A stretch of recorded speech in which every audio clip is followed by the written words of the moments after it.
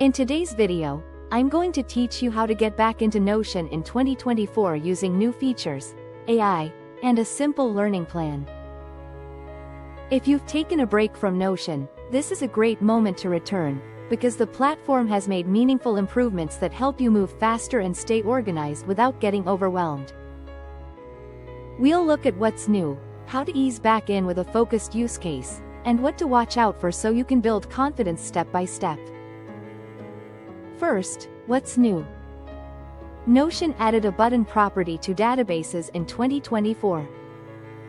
Think of it as a little automation trigger built right into your tables and boards. When you add a button property to a database, you can click it on a page to run predefined actions, like updating fields, creating a related page, or applying a specific template, either on that page or across multiple pages. It's a small change that removes a lot of repetitive clicks and keeps your workflows consistent. Notion's integrated AI has also been consolidated and improved to boost efficiency in the overall experience. It's designed to help with tasks like summarizing notes, generating outlines, or refining copy without leaving your workspace.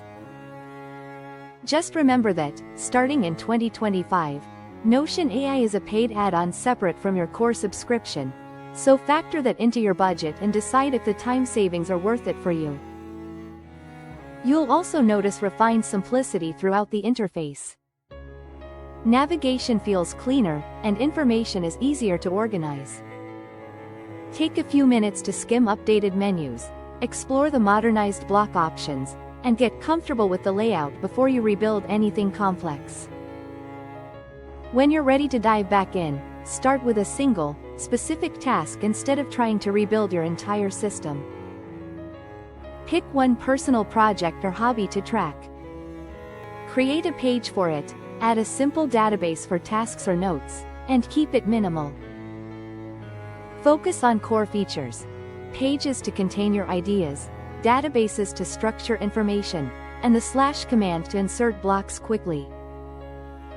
If you hit a snag, rely on official documentation in the Notion Help Center, especially for topics like databases and rollups, and look up YouTube videos or blog guides that match the exact workflow you're trying to build. Before you go all in, re-evaluate whether Notion is still the right tool for your needs. It shines as an all-in-one workspace, but it can feel like overkill if you only need a basic to-do list. And be patient with the learning curve. It's normal to feel a bit lost at first. Start small, let the wins stack up, and expand your setup as your comfort grows.